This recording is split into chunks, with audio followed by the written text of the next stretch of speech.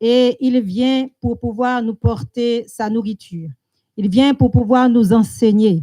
Il nous dit qu'il faut que nous nous réunissions pour devenir meilleurs. Et c'est pour cela qu'il nous instruit de sa parole pour que nous puissions nous améliorer, aller et marcher de sainteté en sainteté pour pouvoir voir sa face quand il vient, quand il viendra dans son règne, puisque nous le savons que notre Seigneur, il vient, il arrive, il est tout près.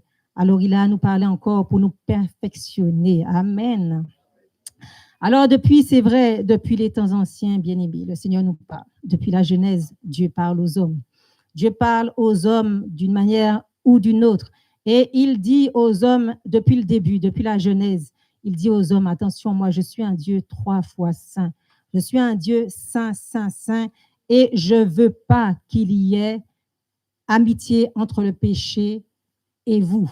Parce que celui qui aime le péché, eh bien, il marche en inimitié contre Dieu. Et Dieu a toujours exhorté l'homme à rejeter le péché, à rejeter le mal. Il a envoyé ses prophètes, il a envoyé ses juges, il a envoyé ses serviteurs, et ceux-là ont été toujours rejetés. Pourquoi? Parce que les paroles qu'ils annonçaient, les paroles que Dieu, le Père, leur donnait d'annoncer à son peuple, c'était le rejet du péché, c'était la séparation du péché, puisque Dieu, eh bien, il hait le péché et il a toujours montré qu'il n'y a pas de relation entre la lumière et les ténèbres.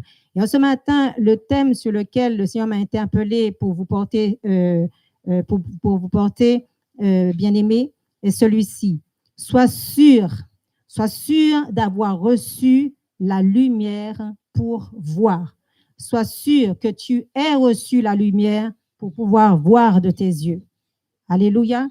Et la lumière, eh bien, le Seigneur est venu. Dieu a montré quelle est cette lumière véritable qui vient éclairer tous les hommes. Parce que, eh bien, l'homme, dans son état naturel, et il est aveugle. Il est dans son état naturel aveugle. Souvenez-vous que le Seigneur nous dit que nous étions morts par nos offenses. Et quand on était mort dans nos offenses, on était vraiment plongé dans l'obscurité, dans les ténèbres. On était aveugle. On ne connaissait pas, on ne voyait pas, on ne savait pas. Et on était véritablement mort. Et le Seigneur Jésus est venu, le Fils unique de Dieu. Dieu l'a envoyé comme étant la lumière véritable, la seule lumière véritable capable d'enlever l'homme des ténèbres et donc du péché. Nous allons voir ce que la parole de Dieu nous dit. Prenons ensemble avec moi l'évangile de Jean dans le chapitre 1er. Évangile de Jean, chapitre 1er, du verset 1er au verset 13. Jean 1er, chapitre 1er au verset 13.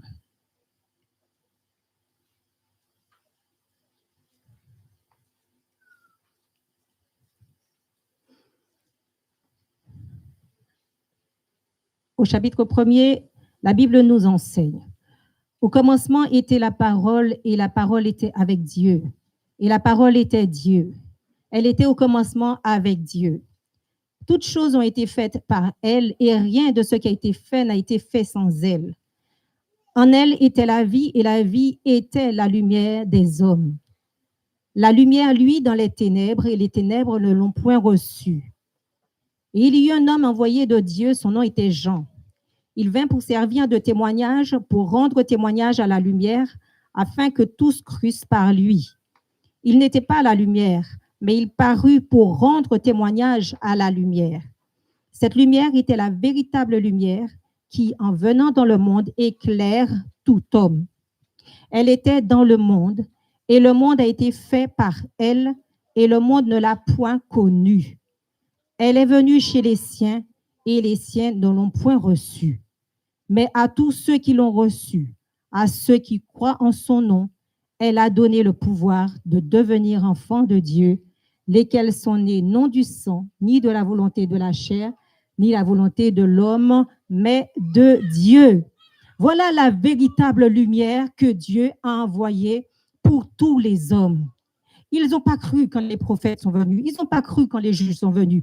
Mais Dieu a envoyé celui qui est la véritable lumière pour pouvoir éclairer tous les hommes, pour pouvoir illuminer le cœur des hommes qui étaient plongés dans l'obscurité, dans les ténèbres, dans le péché. Et Jésus, lumière, véritable lumière des hommes, véritable lumière du monde, est venu pour donner la compréhension de toutes choses à l'humanité, venir nous donner la compréhension de l'état dans lequel nous étions, pour que nous puissions en sortir, pour que nous ayons la capacité de discerner ce qui est bien et ce qui est mal, et pour pouvoir sortir du péché, sortir de la mauvaise vie, des mauvaises choses dans lesquelles nous étions plongés.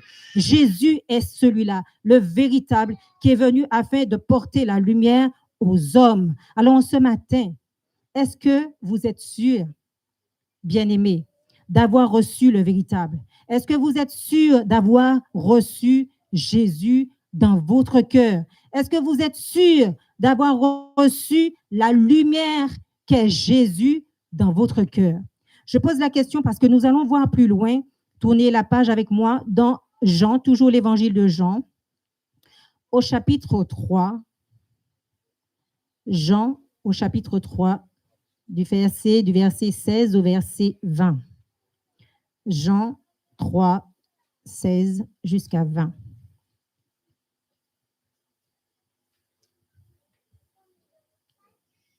Le Seigneur dit, un verset que tout le monde connaît, « Car Dieu a tant aimé le monde qu'il a donné son Fils unique afin que quiconque croit en lui ne périsse point, mais qu'il ait la vie éternelle.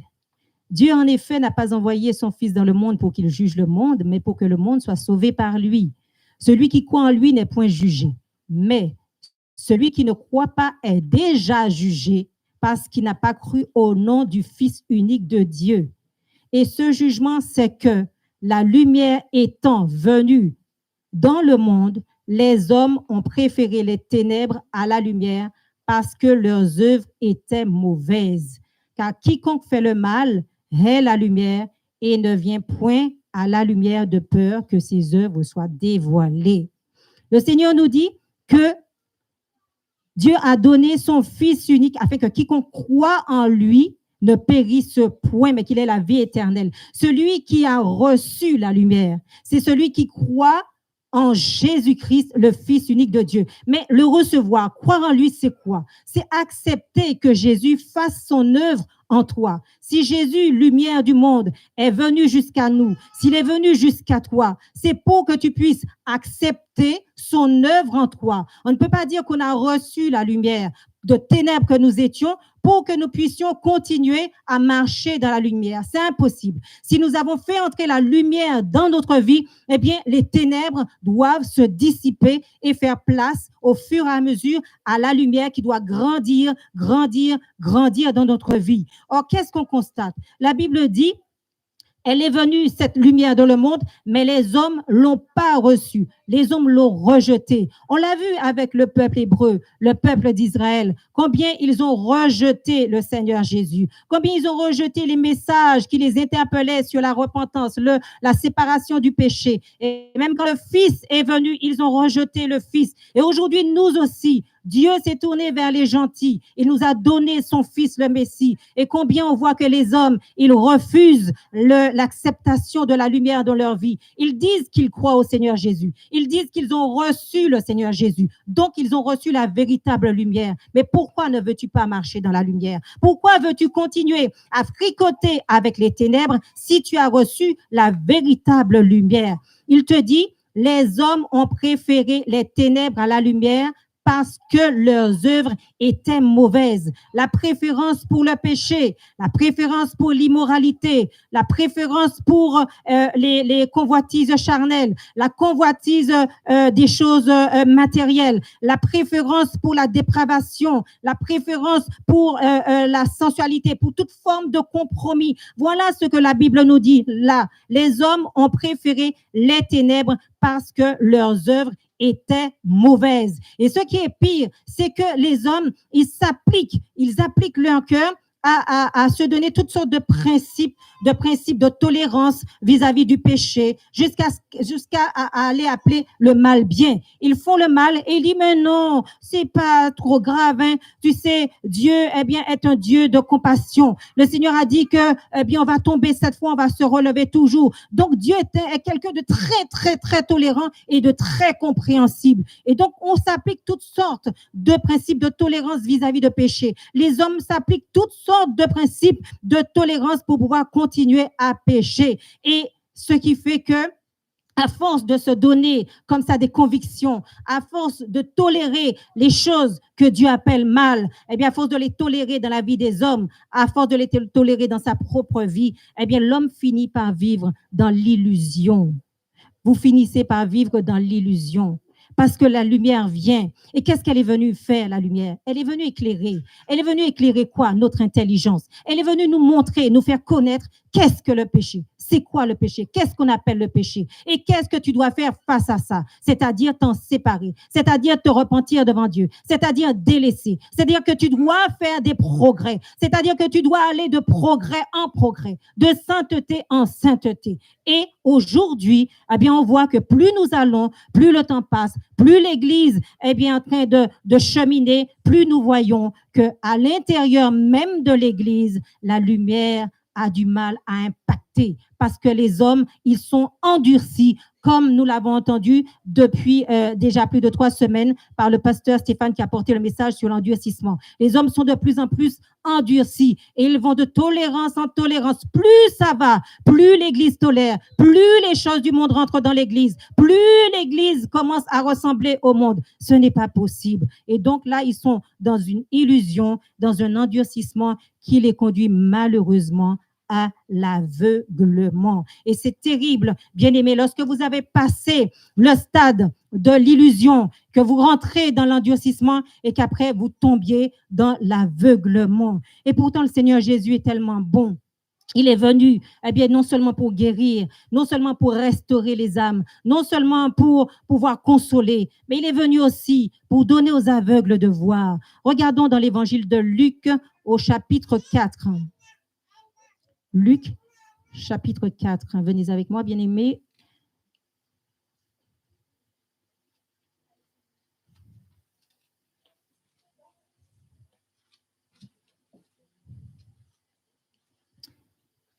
L'évangile de Luc, chapitre 4, versets 18 et 19.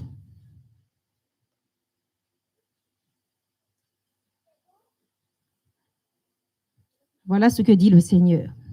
L'Esprit du Seigneur est sur moi parce qu'il m'a oint pour annoncer une bonne nouvelle aux pauvres. Il m'a envoyé pour guérir ceux qui ont le cœur brisé, pour proclamer aux captifs la délivrance et aux aveugles le recouvrement de la vue, pour renvoyer libres les opprimés et pour publier une année de grâce du Seigneur. Voyez la mission pour laquelle le Seigneur Jésus est venu.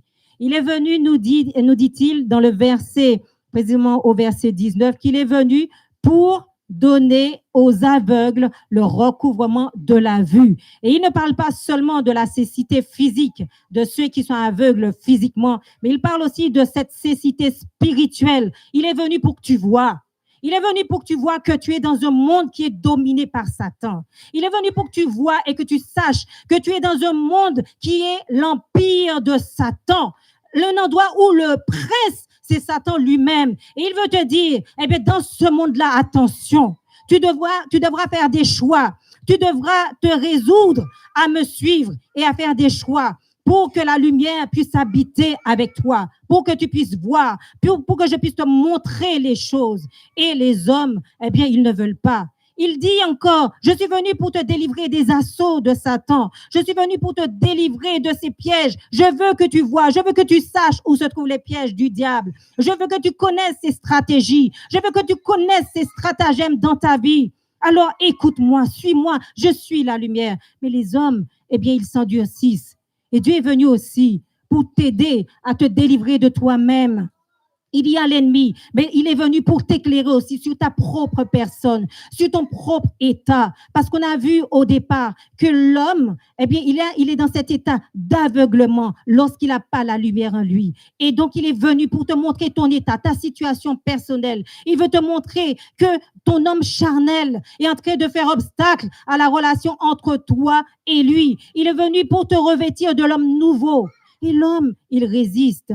Il résiste. Il dit non, ma conception, c'est comme ça que je vois les choses.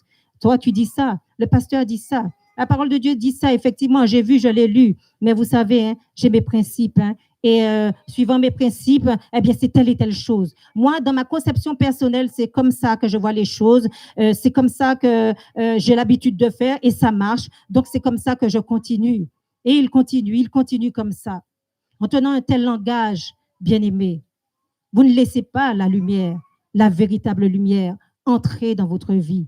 En agissant comme ça et en tenant un tel langage, vous ne laissez pas l'œuvre de la lumière se faire en vous. Parce que la lumière a un langage. La lumière, son langage, c'est qu'elle est venue pour te sauver, pour te mener à la vie éternelle. Et bien entendu, en toi, en l'homme charnel que tu es, il trouve beaucoup d'opposition. Et il veut que tu comprennes. Il veut que tu comprennes le cheminement pour arriver jusqu'à elle, cette lumière véritable. Il veut que tu renonces à toi-même. Il veut que tu renonces à la personne charnelle que tu es pour te revêtir de l'homme nouveau. Il veut t'avertir de tous les pièges qui t'entourent, que ce soit dans tes relations, que ce soit dans tes fréquentations, quel que soit dans ton travail, que ce soit eh bien, dans tout ce que tu fais au quotidien. Il veut te montrer, il veut t'instruire pour que tu puisses entrer et laisser la lumière faire son œuvre en toi. Quand tu tiens ce langage, tu rentres dans le cadre de Jean 9, verset 39. Un cadre d'endurcissement. Regardez ce que nous dit l'apôtre Jean au verset 9, au chapitre 9, pardon, verset 39. Es-tu sûr d'avoir reçu la lumière? Es-tu sûr d'avoir reçu cette lumière qui te permet de voir? Parce que si tu as reçu cette lumière, bien-aimé, on doit voir le témoignage du changement dans ta vie. Si tu as reçu cette véritable lumière, on ne doit pas te trouver tel que tu étais avant. On doit avoir une transformation. On doit voir quelque chose qui a changé.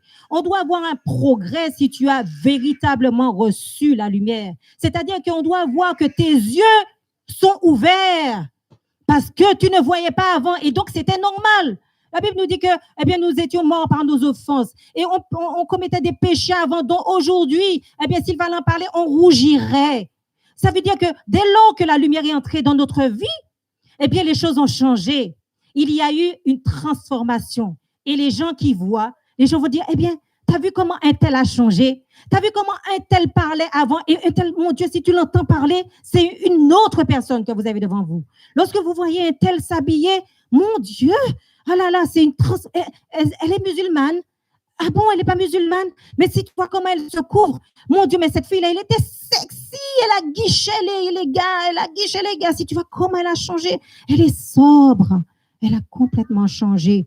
Si tu vois comment lui, il injuriait. Si tu vois maintenant, le monsieur, il prêche l'évangile. Voilà, quand la lumière est entrée, on doit pouvoir voir la différence. On doit pouvoir voir un progrès. Et toi-même, tu dois faire le point.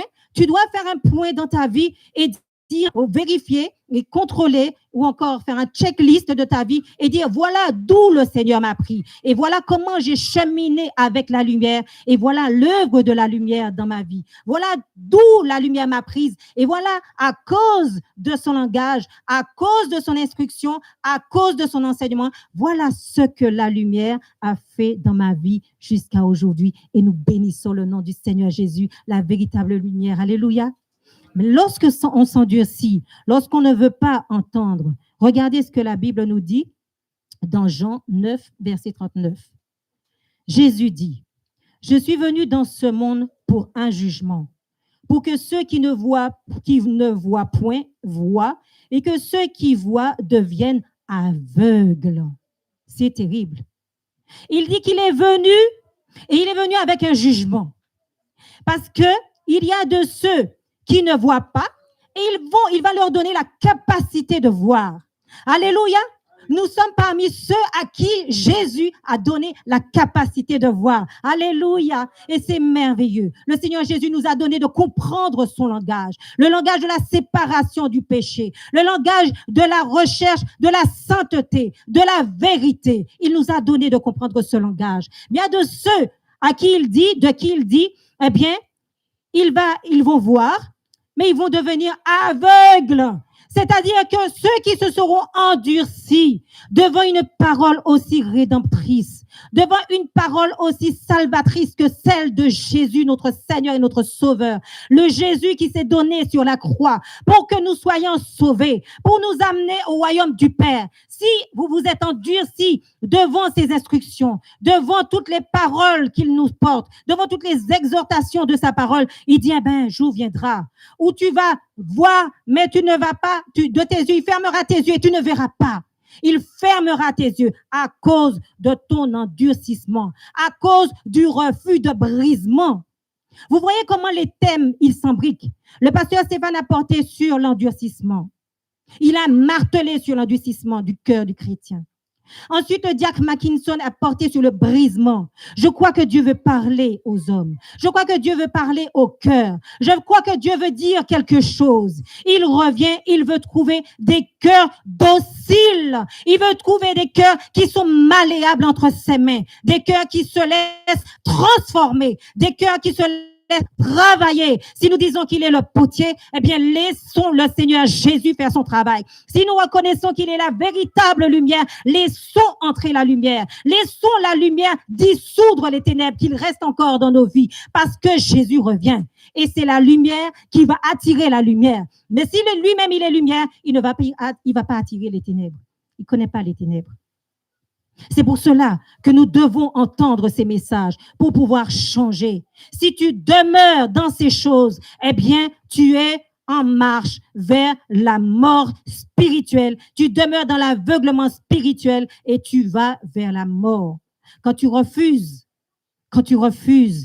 que Jésus t'éclaire, quand tu refuses sa lumière, quand tu refuses d'entendre, ça rentre d'une oreille et ça sort de l'autre. On dit, oh, de toute façon, c'est comme ça que je suis. Et puis, on fait devant Dieu comme si Dieu était bien un copain, quelqu'un comme ça, comme si on est plus grand que Dieu.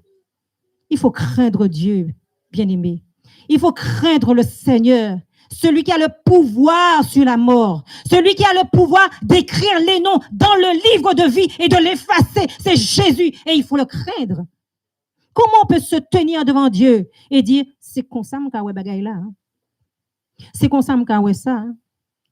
Moi, ni même principe moi. Personne ne peut faire moi changer sur comme ça que je bagay là. Qui es-tu devant Dieu pour parler ainsi? Tu es comme l'herbe, un vent passe et la fleur de l'herbe tombe. Craignez Dieu, celui qui s'est donné sur la croix.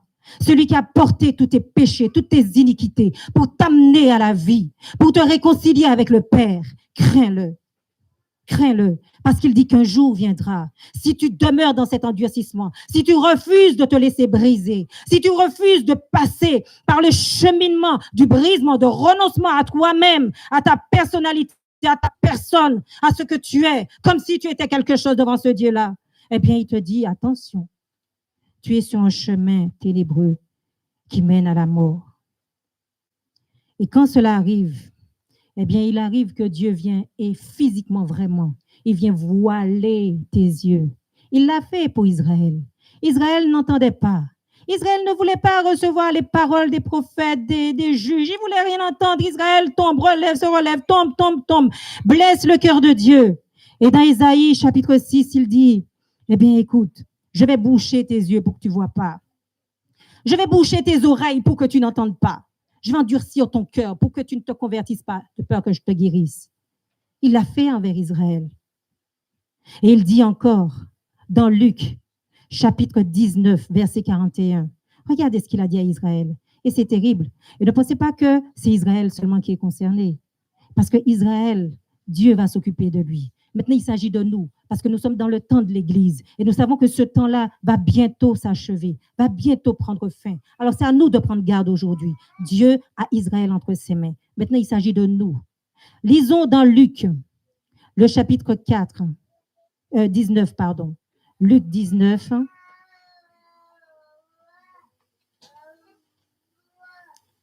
Et au verset 41. Luc 19, verset 41.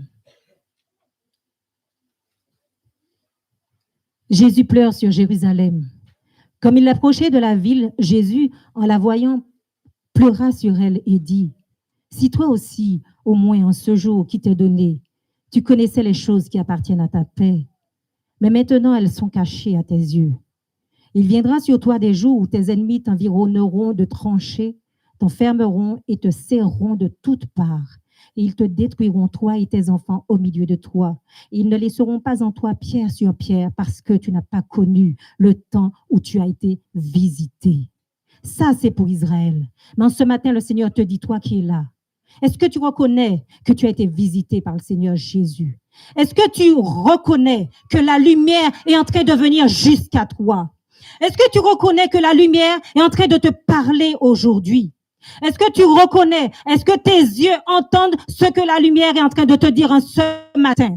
Est-ce que tu es en train de voir là où la lumière veut t'emmener en ce matin? Est-ce que tu acceptes que la lumière t'amène à la conversion en ce matin? Voilà ce que Dieu te dit. Parce que le jour viendra où il te dira comme Israël, tu n'as pas connu le jour où tu as été visité. Tu n'as pas connu le jour où tout le temps tu venais dans ma maison et moi j'étais là. Parce que je te disais dans ma parole que là où 2 ou 3 sont assemblés en mon nom, je suis au milieu d'eux. Et je ne venais jamais avec les mains vides. Je venais toujours avec un message pour te retirer du péché dans lequel tu es. Je venais toujours avec un message pour te faire sortir de l'endurcissement dans lequel tu es. Je venais toujours avec un message pour te faire sortir de la rébellion dans laquelle tu es plongé. Mais tu n'as pas voulu. Mais tu n'as pas voulu. Et ça sera dur. Ça sera dur, bien-aimé, lorsque devant le trône blanc, il fera remonter tous ces jours-là. Il fera remonter tous les enseignements qu'il y a eu. Il fera remonter tous les messages qui ont été portés. Il fera remonter aussi, comme dans un film, toute l'attitude arrogante et méprisante aussi que tu as manifestée devant sa parole, la véritable lumière. Il fera remonter toute ton insensibilité. Il te dira encore, à cause de ton indifférence à l'appel de la repentance, eh bien, je vais encore fermer tes yeux. À cause de l'indifférence de ton cœur à l'appel à la repentance, je fermerai ton cœur. À cause du fait que tu fermes ton cœur au langage de la lumière, la véritable lumière que je suis, je fermerai ton cœur parce que je t'ai parlé. Il l'a fait dans la vie de Élie, le prophète, le sacrificateur. Élie servait Dieu avec ses fils, mais il n'a pas honoré convenablement Dieu dans la sacrificature. Élie aimait ses fils. Et ses fils faisaient n'importe quoi devant le Seigneur. Ils faisaient n'importe quoi devant le Seigneur. Ils vivaient dans la débauche. Ils foulaient aux pieds les sacrifices. Tout ce qu'il y avait, ils se foulaient aux pieds. Et Élie était là. Élie certainement leur disait, mais faites pas ça, arrêtez, faites pas ça. Mais ce que Dieu attend, quand on voit, quand on a connaissance du péché, Dieu ne s'attend pas seulement à ce qu'on voit. Il ne s'attend pas seulement à ce qu'on constate. Il ne s'attend pas seulement à ce qu'on désapprouve. Oui, Élie n'approuvait pas. On ne peut pas dire qu'Élie approuvait, il désapprouvait. Mais Dieu, il voulait plus d'Élie dans la sacrificature. Il voulait vraiment qu'Élie prenne une sanction terrible contre ses fils. Parce qu'il dit, je vais le lire, ce n'est pas la peine de prendre le passage, dans 1 Samuel 2, verset 29, il dit, pourquoi foulez-vous aux pieds mes sacrifices et mes offrandes que j'ai ordonné de faire dans ma demeure? Et d'où vient que tu honores tes fils plus que moi, Élie, afin de vous engraisser des prémices de toutes les offrandes d'Israël, de toutes les offrandes d'Israël, mon peuple. Voilà. Élie, face à ces choses, n'a pas fait ce qu'il fallait. Et Dieu lui a montré, Dieu lui a ouvert les yeux pour lui montrer l'attitude de ses fils. Il a désapprouvé, oui, mais il n'a pas créé une séparation nette entre ses fils et la sacrificature. Il les a laissés. Et Dieu a châtié Élie. Parce que Élie, en quelque sorte, se montrait solidaire. Quand tu ne veux pas dénoncer le péché, quand tu ne veux pas, tu marches avec quelqu'un qui est dans le péché et tu vois que ça commence à agir sur toi, ça commence à t'impacter et tu restes là, tu dis, mais non, c'est lui qui fait, mais tu l'accompagnes, tu es au courant de tout, tu es avec lui, tu ne désapprouves pas. Vraiment. Tu ne te sépares pas. Eh bien, sache que tu es solidaire et tu vas payer de la même manière que l'autre. Eh bien, Élie Eh bien, Élie, comme il n'a pas fait ce qu'il fallait, au chapitre 3, verset 2, la Bible dit, Élie commençait à avoir les yeux troubles et il ne pouvait plus voir. Bon Dieu, bouchez les Élie. Il ferme les yeux, Élie. Et c'est comme ça. Quand tu t'endurcis dans le péché, tes yeux sont bouchés. Tu ne peux plus voir et tu n'arrives pas à entendre non plus. Les sens ne sont plus actifs et tu n'arrives pas à être touché dans ton cœur pour arriver à la conversion. Vous voyez le danger de l'endurcissement, le danger de l'aveuglement, le danger de la résistance devant Dieu. Et vous continuez à être dans la maison de Dieu et à résister, à résister, à résister, à dire que j'ai encore du temps. Ah oui, j'ai encore du temps. Ah oui, j'ai encore du temps. Le temps, il appartient à Dieu. C'est lui seul le maître du temps. Il a bouché les yeux de Élie. Et vous connaissez comment Élie et ses fils ont terminé. Il a fait pareil pour Samson. Samson était fort. Dieu l'a fait rentrer dans le Nazaréa. Il était fort. Il devait respecter les règles. Tout ça, il le faisait. Et du jour où il s'est laissé prendre dans les pièges de Delilah, la sensualité, les hommes pervers qui aiment la sensualité, qui aiment jouer avec le péché. Tu es dans l'église, mais tu joues avec le péché. Attention à toi. Dieu n'est pas un jeu. Jésus n'est pas un jeu. Repens-toi. Arrête ce que tu fais. Crains le Seigneur Jésus. Crains-le. Arrête ce que tu fais. Vous êtes dans la maison du Seigneur. Vous jouez avec toute forme de convoitise, de séduction. Arrête avec ce que tu fais. Parce que Samson, eh bien, il a payé le prix fort. Il s'est laissé attirer dans les pièges de Delilah jusqu'au point où il a livré le secret de sa force. Et quand il a livré le secret de sa force, voilà, le piège de Satan s'est renfermé sur lui, Samson. Et à ce moment, les Philistins ont crevé ses yeux. Ils ont crevé les yeux de Samson. Samson a livré le secret de sa force. Et ils ont crevé ses yeux. Voilà comment le Seigneur te montre ce que l'endurcissement peut faire dans la vie d'un homme. Ce que le refus de la lumière. Toi qui dis que tu as reçu Jésus. Si tu as reçu Jésus dans ta vie, n'allez pas dire j'ai reçu Jésus dans ma vie. Vous mentez quand vous dites ça. Si vous ne recevez pas Jésus pour être transformé, n'allez pas mentir et dire j'ai reçu Jésus dans ma vie. Vous faites menteur la parole de Dieu. Vous faites menteur la parole de Dieu. Parce que celui qui a reçu Jésus a reçu la véritable lumière. C'est-à-dire que tes amis, tes fréquentations, ton entourage, ton travail, ta famille, tous ceux qui sont proches de toi doivent voir une amélioration, une radicale transformation dans ta vie. Sinon, tu es en train de mentir à toi-même et aux autres. Ne dis pas ça. Ferme ta bouche. Dis, j'ai besoin de Jésus. Je crois que c'est plus juste que tu dises, j'ai besoin de Jésus.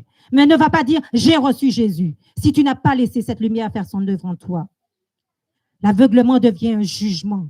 Ça devient un jugement dans la vie des hommes contre celui qui marche dans le chemin de la désobéissance. Si tu marches dans le chemin de la désobéissance, l'endurcissement, l'aveuglement deviennent un jugement contre toi parce que tu refuses les avertissements de Dieu, parce que tu refuses d'écouter, parce que tu refuses de t'humilier devant le Seigneur, le Dieu Tout-Puissant, devant le Seigneur Jésus.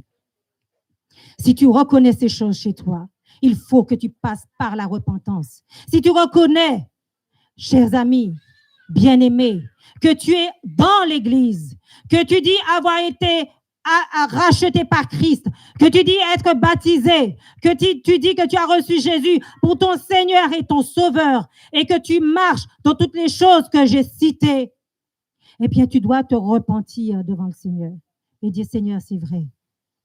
J'ai fricoté avec les ténèbres. Et jusqu'à présent, je suis en train de fricoter avec les ténèbres, Seigneur. Je veux que ta lumière tout entière rentre en moi pour que je sois transformée. Pour que lorsque tu viendras dans ton règne, eh bien que ton Saint-Esprit me porte jusqu'à toi. Parce que la lumière attirera la lumière. Amen.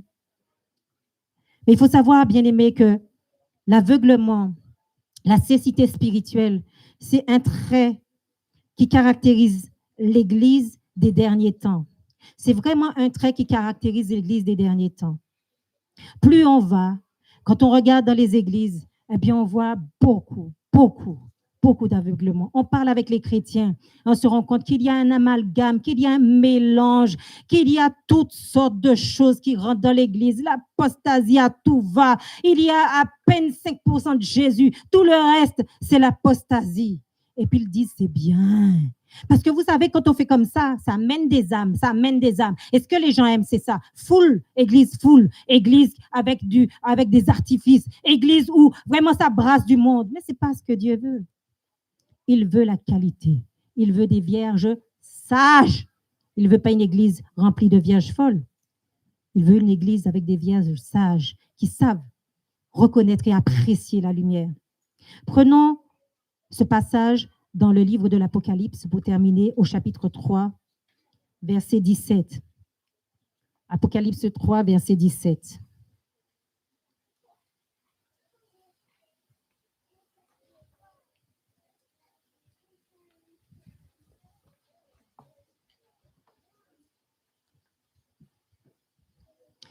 La Bible nous dit au verset 14, pardon. Écrit à l'ange de l'église de Laodicée. Voilà le type d'église des derniers temps, Laodicée. Voici ce que dit l'Amen, le témoin fidèle et véritable, le commencement de la création. Je connais tes œuvres. Je sais que tu n'es ni froid ni bouillant. Puisses-tu être froid ou bouillant? Ainsi, parce que tu es tiède et que tu n'es ni froid ni bouillant, je te vomirai de ma bouche. Parce que tu dis, je suis riche, je me suis enrichi, je n'ai besoin de... Et parce que tu ne sais pas que tu...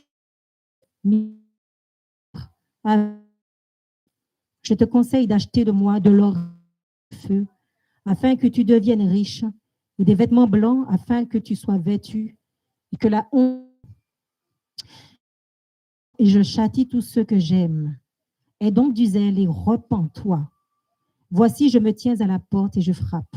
Si quelqu'un entend ma voix et ouvre la porte, je serai avec lui et lui avec moi. Amen. L'état dernier temps, l'église du temps. Le Seigneur te dit, cette église-là, elle reçoit la lumière, même quand elle veut les ténèbres. Elle ne veut pas lâcher les ténèbres. Elle est comme ça. Elle est comme ça. Elle ne veut pas lâcher les ténèbres. Mais ou l'autre choisit d'être froid et c'est OK. Et c'est la lumière qui vient te donner d'être bouillant. Et si tu n'es pas bouillant, parce qu'il te recommande, il te conseille d'être bouillant. Parce que si tu ne l'es pas, si tu es froid, c'est déjà terminé pour toi. Et si par malheur tu te trouves tiède, je te dis qu'il va te vomir. Caractérise encore ce type de personnes par ceux qui disent « Je suis riche, je me suis enrichi. J'ai ma maison. J'ai une belle voiture. J'ai mes enfants qui travaillent bien à l'école. J'ai une bonne situation sociale. » Mais qu'est-ce que tu viens me dire là de renoncer au péché, de péché, machin, de péché. Mais regarde comment Dieu me bénit. Et les personnes, leur baromètre de bien-être dans le Seigneur, les biens qu'ils possèdent. Ils disent, mais oui, Dieu m'a vu. Dieu m'a donné une voiture que j'ai achetée. Tu as vu le poste que j'occupe. Et pour eux, ils sont bien. Pour eux, la lumière est en train de lui. Tu te trompes. Le Seigneur te dit, ne te glorifie pas dans ces choses que tu as. Parce que pendant que tu es en train d'amasser, tant que tu penses que je te donne, mais il fait pleuvoir. Dieu est bon. Il fait pleuvoir. Il est généreux. Il est comme ça. C'est sa nature. Il est bon. Il fait pleuvoir. Méchant, il fait pleuvoir. Même sur les méchants, il fait pleuvoir. Il est bon. Mais il te dit, attention, ne te glorifie pas de tout ce que tu as. Ne te glorifie pas de tes richesses. Parce que pendant que tu penses que tu es bon, pendant que tu penses que tu es en train de cheminer dans la lumière, il te dit, tu es malheureux, tu es misérable, tu es pauvre, tu es aveugle et tu es nu. Et il te donne un conseil. Il te dit, achète de moi de l'or éprouvé par le feu pour que tu deviennes riche, la véritable richesse en Dieu. Il te dit, pour que tu deviennes riche et des vêtements blancs pour que tu sois vêtu. Parce que, eh bien là, tu n'es pas vêtu. Quand tu penses que tu es bien, tu es opulent. Oh mon Dieu, j'ai de bonnes relations. J'ai tellement, mon carnet d'adresses est rempli. Ah mon Dieu, je suis connu. Oh mon Dieu, je suis tellement bien vu dans la société. Il te dit que tu es nu Il te dit d'acheter le vêtement blanc pour que tu sois vêtu et pour que ta honte ne soit pas vue. Et il te dit ensuite, achète de moi du collier pour oindre tes yeux. Pour oindre tes yeux afin que tu vois. Le Seigneur Jésus veut que tu entendes sa parole pour que tu vois.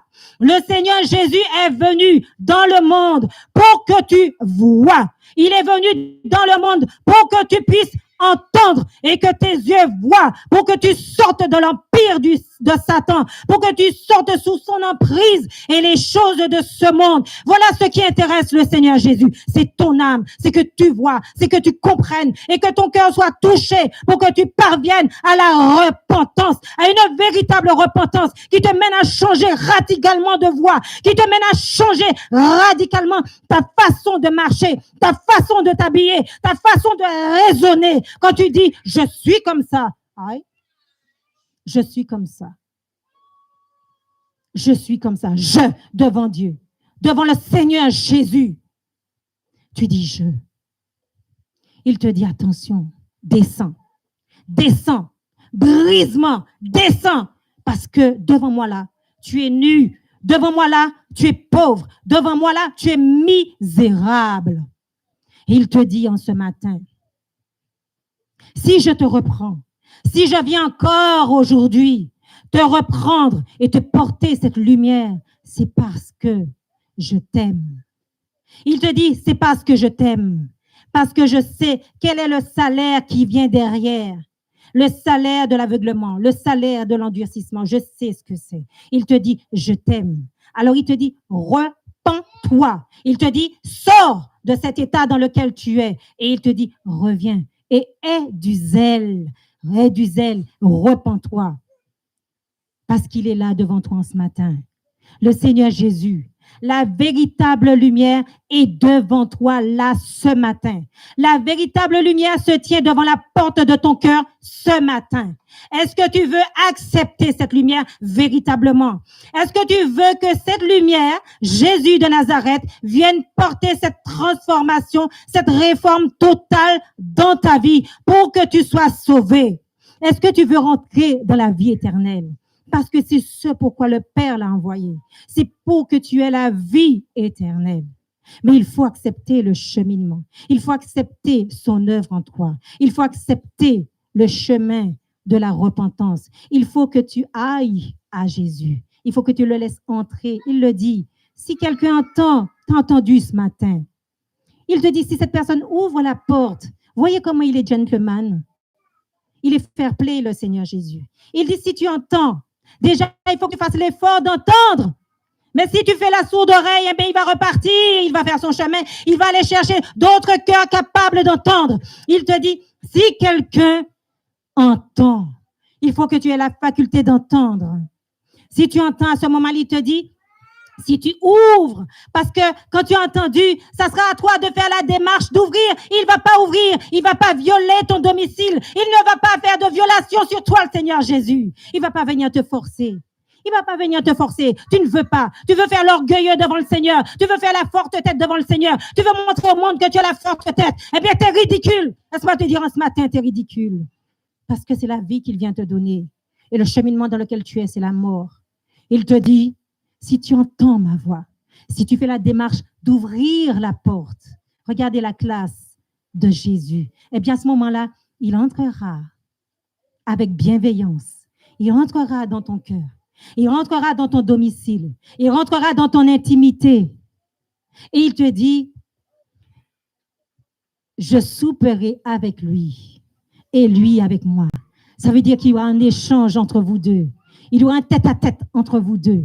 Et il va te dire, tu sais, je t'ai observé. Tu sais que c'est pas comme ça qu'il faut que tu fasses.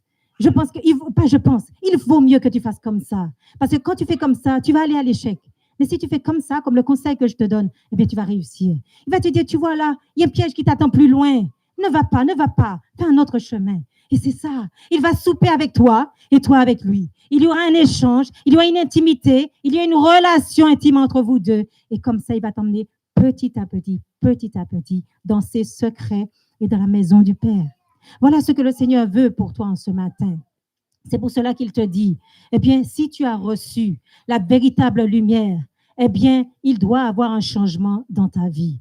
Il doit avoir un changement dans ta vie si tu as reçu la véritable lumière. Tu dois voir, et les gens qui t'entourent doivent comprendre que tu as vu quelque chose d'extraordinaire. Et tu leur diras, tu sais ce que j'ai vu d'extraordinaire? C'est la lumière qui vient du Père, c'est Jésus.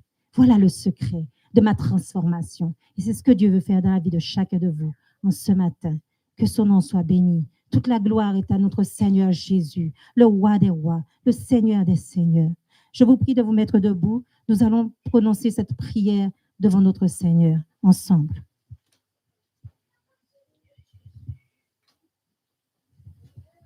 Je vous prie de vous incliner et de répéter ces quelques mots après moi.